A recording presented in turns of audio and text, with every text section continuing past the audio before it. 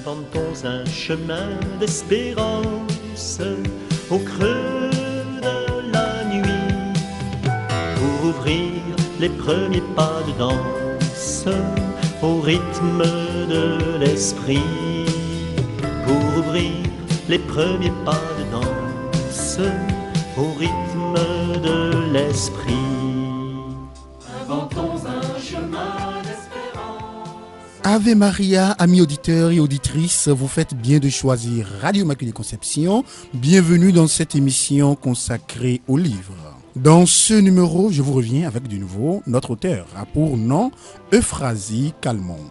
De son nom complet, Euphrasie Roukonou, épouse Calmont, elle est béninoise et a passé de l'enfance jusqu'à la jeunesse avant d'aller poursuivre avec des études de lettres et de marketing à Bordeaux, puis de management à l'université de Paris 12. Après avoir occupé divers postes en Martinique où elle réside, elle se consacre depuis un moment entièrement à l'écriture et à des collaborations avec des maisons d'édition. C'est donc l'une des voix de la littérature féminine béninoise de la diaspora que nous recevons dans ce numéro avec vous et pour vous. Entre autres distinctions, elle a reçu le premier prix du Grand Prix poétique du Chalcédra Royal en 2015. Dans la même année, elle a reçu le Grand Prix poétique Aimé Césaire le Visionnaire. À son actif pour l'heure 4 ouvrages majeurs, tous publiés aux éditions Amalthée. Emma ou la rage de vivre, roman paru en 2008, Les revers de l'amour, roman paru en 2012, Chemin de vie, chemin d'amour, recueil de poèmes paru en 2014, Capital et charité, roman paru en 2016. Voilà, amis auditeurs et auditrices, le bref aperçu que je peux vous donner à propos de notre auteur du jour. Elle est au Bénin pour un bref séjour et en collaboration avec la librairie Notre-Dame de Cotonou, partenaire de cette émission littéraire, nous la recevons pour vous. Madame Euphrasie Calmont, bienvenue à Radio Immaculée Conception. Bonjour. Bonjour, Monsieur Oulana. Merci, mais il convient de préciser que la réalisation de ce projet, nous la devons également à Monsieur Agbona Jean-Florentin, représentant de l'auteur au Bénin. Monsieur Agbona Jean-Florentin, bonjour. Bonjour, cher ami. Bonjour, amis auditeurs et auditrices. Merci. Faut-il le préciser, cette émission s'inscrit dans une approche sélective puisque nous nous intéresserons principalement à votre production littéraire dans le domaine de la poésie, laquelle production est matérialisée par ce recueil de poèmes que j'ai annoncé plus tôt, Chemin de vie, chemin d'amour, paru en 2014 aux éditions Amalthée. Et la première question que je vais vous faire, c'est ceci que, lorsqu'on prend l'ouvrage, la première de couverture, elle est très intéressante pour qu'on n'en dise pas un mot. Et je veux donc que vous commenciez par nous préciser, ou du moins lever le coin de voile sur et quel sens, quelle signification. Je me dis, c'est tout sauf gratuit. Dites-moi, moi, à propos. Chers auditeurs, bonjour encore. Chers amis de la culture, bonjour. Mon cher Bénin, bonjour. Voilà. Très contente d'être avec vous cet après-midi. Il vous salue, les auditeurs et auditrices. Merci. Voilà. Alors, Monsieur Oulano, oui. La couverture de Chemin de vie, chemin d'amour a été un choix délibéré, présentant une personne sortant de l'ombre, oui, se promenant dans la verdure, allant vers la lumière. Voilà. Et ça représente en fait la vie dans sa plénitude.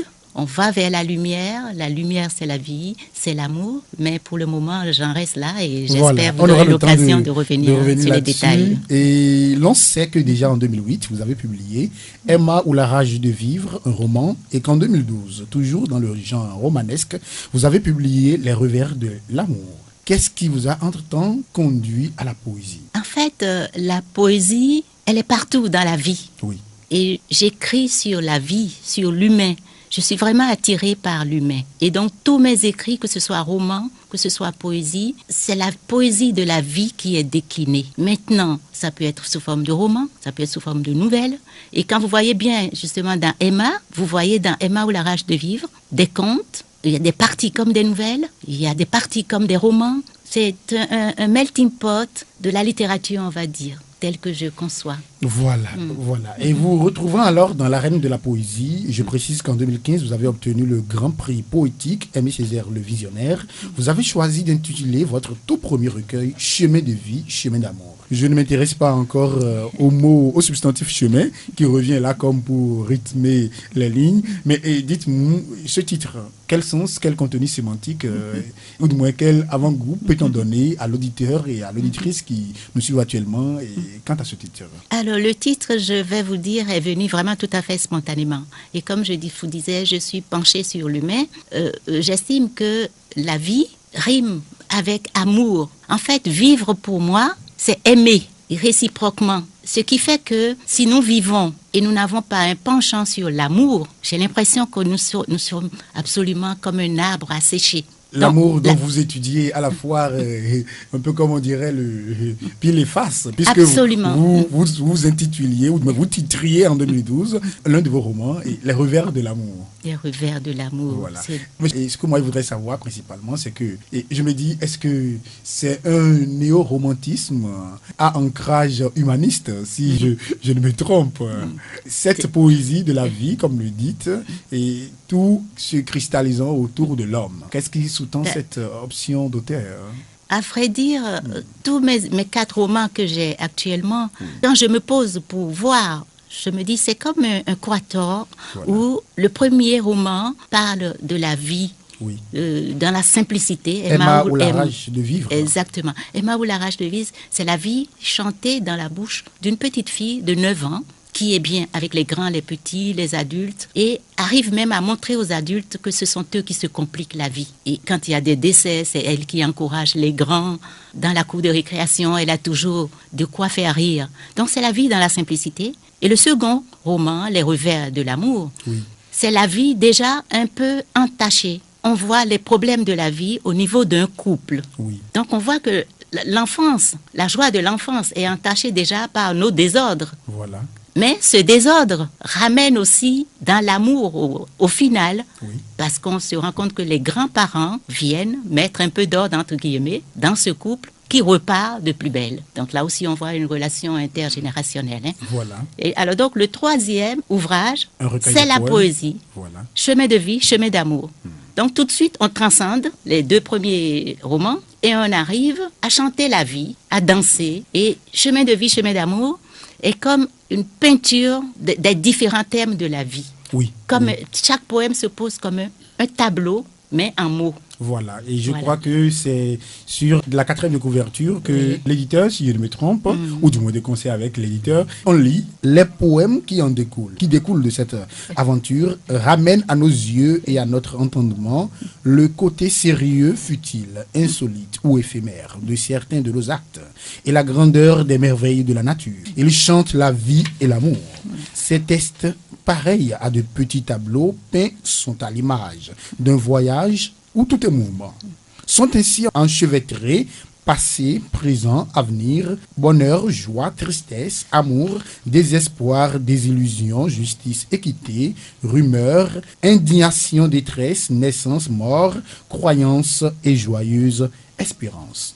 Mais ce que vous posez là comme question, et qu'est-ce qui sous-tend cette constatation qui semble à mon sens et soutenir un peu, je vais dire, ce qui marque l'attention lorsque l'on s'en tient à cet extrait qui récapitule, si on peut le dire, l'esprit de l'ouvrage. Et c'est essentiellement cette charge lyrique et voire romantique. Tout à l'heure, je parlais de néo-romantisme. Et dites-moi, est-ce que c'est un choix délibéré d'auteur? Et c'est vrai que vous avez déjà commencé à répondre à cette question. Mais je me dis, aujourd'hui, il y a le nouveau théâtre, il y a le nouveau roman, et il y a tous ces courants de la poésie, aussi bien ici comme ailleurs. Vous rappelez, je ne vous apprends rien, dadaïsme, tout ceci qui ont le siècle dernier, bercé ce siècle, et avec le surréalisme et tout ça. Et aujourd'hui, de plus en plus, on assiste ou on observe chez les auteurs et une plume affranchie du carcan de toute convention qui difficilement parvient à être casée, catégorisée dans des choses là. Mais quand j'ai commencé à lire ce recueil de poèmes, j'ai eu l'impression de lire un classique. C'est tout à votre actif, modestement. Et je me dis, et cette charge lyrique, cette célébration de la vie, ça participe certainement, et c'est une hypothèse que j'y mets, ça participe certainement d'une préoccupation auctoriale, d'une préoccupation d'auteur, et je voudrais que vous nous éclairiez. C'est vrai que le poète, l'écrivain et le poète a fortiori publie et laisse les lecteurs apprécier selon leurs sensibilités diverses et les émotions que ça suscite, ça n'engage plus réellement l'écrivain. Et ça m'a fait penser à Georges Pompidou qui définissant la poésie disait que lorsque ça suscite ce sursaut et nous propulse hors de nous-mêmes, mais que lui, c'est à cela qu'il mesure la poéticité ou du moins la vérité de la poésie. Je crois que j'ai eu un sentiment pareil lorsque je lisais ces poèmes, que chaque fois que je prenais un poème, je me disais, je n'avais pas envie que cela s'achève, mais ça s'achevait et un autre prenait le rythme. Et revenant à ma question, donc, je vous demande, est-ce que c'est une préoccupation particulière d'auteur qui sous-tend cette option? Pour moi, je me dis, c'est une option. C'est vrai que la plume, et ça se met en œuvre et que l'écrit s'ensuit, pas presque, disons naturellement, mais il y a toujours dans la tête de l'auteur, pas forcément le synopsis, mais une certaine ligne. Cette ligne que vous avez choisie, quelle motivation sous-tend cela? Si motivation, il y a bien sûr. Monsieur Olano, oui.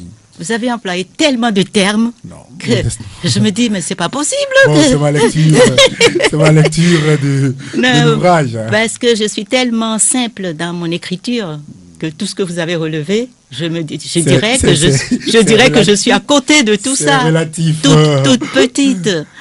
Mais vous savez, j'écris vraiment sans arrière-pensée et de façon spontanée. Voilà. Et donc, chemin de vie, chemin d'amour, c'est en fait le reflet de ce que je suis, si vous voulez, de la base que les professeurs que j'ai eus m'ont donné. Je précise que vous avez fait des études de lettres et qu'ensuite vous avez acheminé avec d'autres domaines que vous avez explorés comme le marketing. Et oui, et vous parlez à l'instant de votre, je vous l'ai dit, de votre parcours ou de votre base de femme de lettres. Oui, tout à fait. Voilà. Et puis effectivement, comme j'ai fait aussi les relations humaines dans le management, la sociologie, donc je suis vraiment penchée sur l'humain. Et donc, chemin de vie, c'est un petit cocktail sur la vie. Il y a plusieurs tableaux, plusieurs thématiques qui sont définies, comme je vous disais tout à l'heure. Mais comment interpréter tout ça, je ne saurais pas vous dire. C'est pour ça que je vous dis, vous avez employé plein de termes, c'est vrai, ce sont les termes de l'histoire littéraire. Voilà. Mais je n'y suis pour rien, c'est juste la base de ma formation qui me fait réagir aujourd'hui face à la vie telle que je la vois devant moi. Voilà. Je me rends compte que le monde bouge et très vite, et je ne vais pas dire le bien et le mal, donc tout ce qui est sentiment ressenti sur l'humain, ça m'intéresse et j'observe beaucoup à voir comment chacun, telle ou telle personne, peut réagir face à telle situation.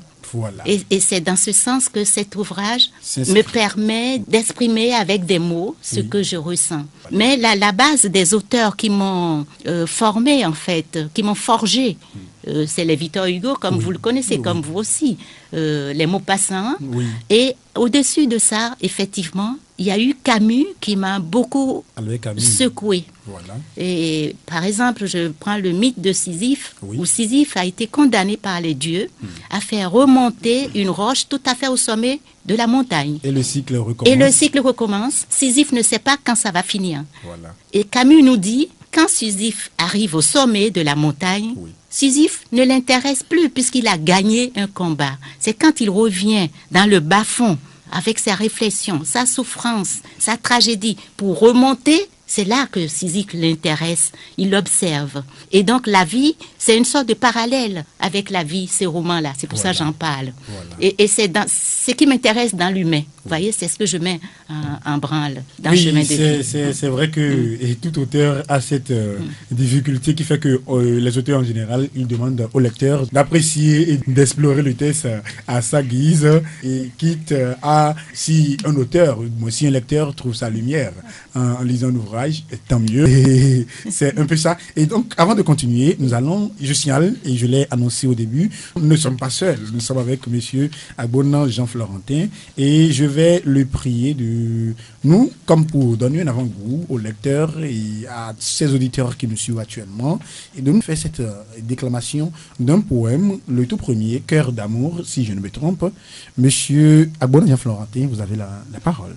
Cœur d'amour. Naguère, Existaient des humains de cette sensibilité, des humains qui s'attachaient à l'être humain, à ce qu'il y avait de bon en l'homme. Naguère, ce fut des siècles. Ils aimaient la vie, les valeurs, la nature, les animaux. Ils travaillaient à l'amélioration de la vie en tous ses sens, en ses qualités intellectuelles, morales et physiques. Ils avaient comme mission de porter la vie à son degré culminant de performance pour tous. Aujourd'hui ou dans un proche futur, je crains que nous devenions de pauvres ères, perdant tout repère de valeur, de foi en la vie. Dieu, je ne suis ni prude ni nonne. Dieu, je ne suis certainement pas digne de vous. Mais voilà, beaucoup disent que c'est un peu votre visage qu'on aperçoit dans le mien. Comment est-ce possible? Mais voilà, quand je lis de l'insolence dans le regard d'un enfant, mon cœur bat très fort. Quand je vois maltraiter un animal, mon cœur bat très fort. Quand je vois des valeurs bafouées dans l'éducation, l'amour, la fraternité, l'éthique, l'émulation, la solidarité mise en berne, mon cœur bat très fort. Quand je vois des couples en conflit perpétuel, sans dialogue, se quitter, le futur me semble compromis, mon cœur bat très fort. Quand je vois un ballon gonflé à l'hélium dans les airs, je pense à la pollution de la nature. Et là aussi, mon cœur bat très fort. Et je ne suis ni prude ni nonne. Je suis juste inquiète. Juste inquiète, peut-être angoissée. Sans ces dysfonctionnements, dans la joie, je reste comme un enfant. Dieu, donnez-nous de voir à long terme, de croire en la vie, de garder foi en la vie. Sagesse suprême, sublime miséricorde, touchez donc nos cœurs à nous tous, pour que s'accomplisse votre dessein d'amour. Merci, monsieur Abona Jean-Florentin. Et à l'instant, donc, c'était le poème Cœur d'amour. Et je crois que je l'avais lu, mais la déclamation m'a fait revivre davantage les tests. Et je n'ai pas pu m'empêcher d'y voir des relents d'intertextualité, puisque la référence au couple qui se déchire en rapport avec les revers de l'amour. Et je vois Capital et Charité là. Je n'ai pas encore lu l'ouvrage, mais cette manière de déplorer un peu les ruptures sociales qui s'observent, cette manière d'émettre cette nostalgie par rapport aux anciens temps, avec la chaleur humaine qui se sentait, mais aujourd'hui les clivages que renforcent beaucoup d'autres considérations. Je crois que c'est probablement, ou j'ai mis une hypothèse, probablement, et cette fibre qui se met davantage en œuvre à travers Capital et Charité, où vous faites plutôt le procès du capitalisme, dans une certaine mesure. Voilà. Nous allons continuer. On ne s'aperçoit pas du temps qui passe lorsqu'on parle des bonnes choses, et il nous reste quasiment 5 minutes. Je vais vous demander, et cet ouvrage, précisément, Chemin de vie, chemin d'amour, quels sont vos vœux pour cet ouvrage, et comme pour toute votre production, et qui, de plus en plus, connaît une certaine promotion au Bénin. Et dites-nous, quels sont vos vœux? Alors, mes vœux pour Chemin de vie, chemin d'amour, voilà. J'aurais aimé que beaucoup lisent, voilà, et qu'on puisse en discuter, parce que je suis vraiment dans la discussion. Ma perception de la vie me fait croire que dans chaque être humain, voilà, il y a une sorte de magnificence. Et avec nos représentations personnelles, chacun voit les choses différemment. Oui. Donc, discuter avec l'autre, ça ouvre l'esprit. Oui. Des deux, d'ailleurs, dans le dialogue. Voilà. Et donc, j'aurais aimé que ceux qui lisent mon écrit, avec eux, que je puisse partager, voilà, des points de vue, les choses de la vie, comme on, voilà, va dire. Voilà. Et je me dis que, c'est tout. Et je me dis que ce serait peut-être ce genre de jalons d'idées qui devraient en principe être fécondées pour qu'il y ait ces associations chez nous qui s'intéressent davantage à la production de nos auteurs qui sont de la diaspora, pour qu'on puisse, les lecteurs, après lecture, puissent avoir des occasions d'échanger avec les auteurs, quitte à davantage avoir une idée claire sur ce qui sous-tend cette plume, la plume d'un auteur ou d'un autre. Nous allons, avant de boucler la boucle, et laisser monsieur Abona Jean-Florentin nous déclamer un second texte, un morceau choisi. La nuit, quand descend le soleil à l'horizon, jusqu'à ce que je ne le vois plus, descend la tristesse dans mon cœur. Quand descend le soleil à l'horizon, jusqu'à ce que je ne le vois plus, je tâche de penser au lendemain. Quand descend le soleil à l'horizon, jusqu'à ce que je ne le vois plus, je reste seul avec moi-même. Quand descend le soleil à l'horizon, jusqu'à ce que je ne le vois plus, je me hâte de faire un camouflet à la tristesse. Quand descend le soleil à l'horizon, jusqu'à ce que je ne le vois plus, je tâche de vivre encore pleinement. Et ce poème est daté du 26 octobre 2001. Vous choisissez de préciser les dates de vos poèmes.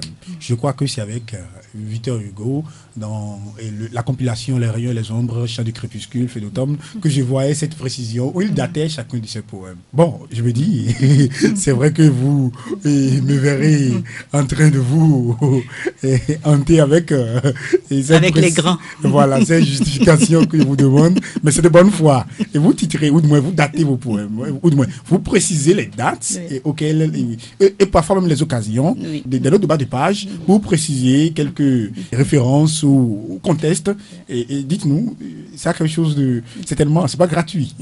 Ben, comme je vous dis, j'écris vraiment pour le plaisir. Voilà. Vraiment, j'écris pour moi-même, pour me détendre. Oui. Et bon, effectivement, si ça peut plaire à autrui, Voilà. pourquoi pas. Oui. Donc, quand j'écris, j'ai tendance à mettre des informations personnelles, comme la date, ou un poème que je fais dans un avion, je mets. Un poème que je fais dans le jardin, je mets. En fait, ça me permet une sorte de jouissance personnelle dans le temps, dans la nature, dans la vie. Je prends la vie vraiment à plein poumon. Je comprends. Ouais, Je comprends. à plein Dites-nous, poumon. et vous voyez, et cette passion qui est la vôtre, cette passion pour les lettres qui, avec le temps, va se convertir en écriture. Et il faut dire que lorsqu'on pose un regard panoramique sur ce qui prévaut, et chez nous aujourd'hui comme pratique de la lecture, ce n'est pas très intéressant. Et monsieur Agbona Jean-Florentin est dans un centre de documentation, il sait de quoi je parle, à part les chercheurs qui se préoccupent ou qui ont des préoccupations de recherche précises.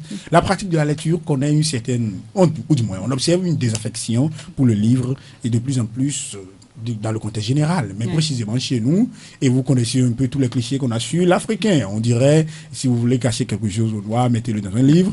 Mais jusqu'à aujourd'hui, on ne travaille pas et vraiment à contredire par les actes et ces clichés et toutes ces idées qui ont traversé le temps. Et quels conseils, comme femme écrivain, mais aussi comme intellectuel préoccupé par les problèmes de votre temps, dites-nous quels conseils vous adressez éventuellement aux jeunes surtout, et à propos de la nécessité de la pratique de la lecture. Et puis vous nous dévoilerez également votre auteur préféré. Vous en avez plusieurs, certainement. Vous nous direz un mot à propos. Mais quel conseil je donnerais? Non, sincèrement, monsieur Blanon, je ne suis pas là pour donner de conseils. Qui suis-je, hein? Bon. Mais chacun a ses affinités, ses penchants dans la vie. On peut aimer écrire et lire ou ne pas aimer. Mais il y a un minimum, effectivement, à faire. Donc, c'est au moins de toujours chercher à se cultiver. Voilà. Parce que c'est en se cultivant, en lisant, en allant vers les autres qu'on grandit. Voilà. Vous voyez? Et ça, c'est le seul conseil, si on dit un conseil entre guillemets, Voilà. parce que chacun fait ce qu'il juge de Je sa vie. Hein. comprends. Mais il faut toujours rester dans la recherche de nouveautés pour son esprit. Et c'est comme ça que nous grandissons. La lecture comme nourriture de l'esprit, c'est ce que je capte de votre propos. Et votre auteur préféré, vous ne me l'avez pas dévoilé. Et je sens que vous esquivez la question. Mais dites-nous l'un d'eux parmi tant d'autres. Je ne veux pas m'empresser de dire Césaire. J'aime Maupassant, mais je n'aime pas la tristesse de Maupassant. Je vois. Donc je suis dans la description comme Maupassant. J'essaye en fait, mais je suis plutôt optimiste complètement. Je vois. Quand Maupassant reste oui, et il est dans le pessimisme avec gagné du côté de Schopenhauer. Voilà. Et moi, je suis dans les descriptions, mais vraiment dans l'optimisme pur, comme vous voyez dans Emma ou La rage de vivre. Voilà, et vous avez un auteur et on ouvraille ça en cache sur toujours un autre. Et est-ce que vous avez éventuellement un titre à nous annoncer et avant que nous bouclions la boucle? Tout à l'heure, j'avais parlé de Croator, le 4e ouvrage, donc c'est Capital et Charité, qui traite de toutes sortes de dérives de notre société dite moderne. Oui. Donc voilà mes écrits. Prochainement, oui, il y a quelque chose en vue, mais je ne vous en parle pas aujourd'hui, je viendrai vous voir.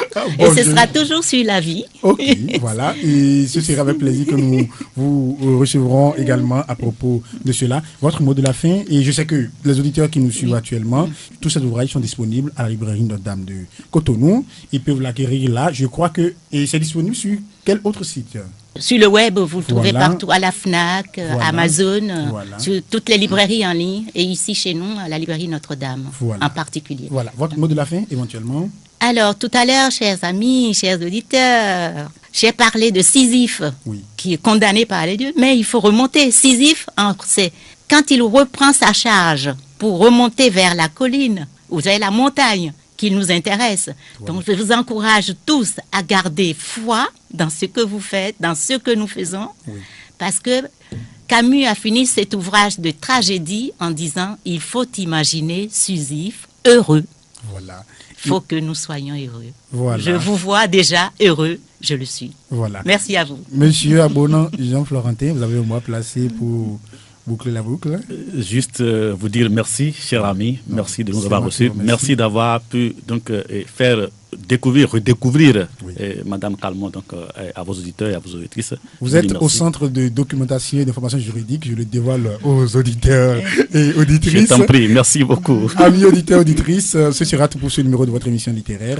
Nous prenons le rendez-vous pour le prochain numéro, même heure et même fréquence. Nous recevions à l'instant pour vous Euphrasie Calmont, auteur, entre autres, de Emma ou la rage de vivre, les revers de l'amour, et je cite tous les titres finalement, Chemin de vie, Chemin d'amour, Capital et Charité, tous ces ouvrages disponibles à la librairie Notre-Dame de Cotonou.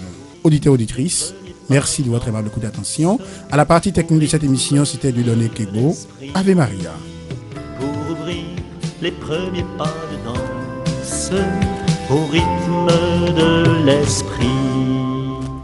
Inventons un chemin d'espérance.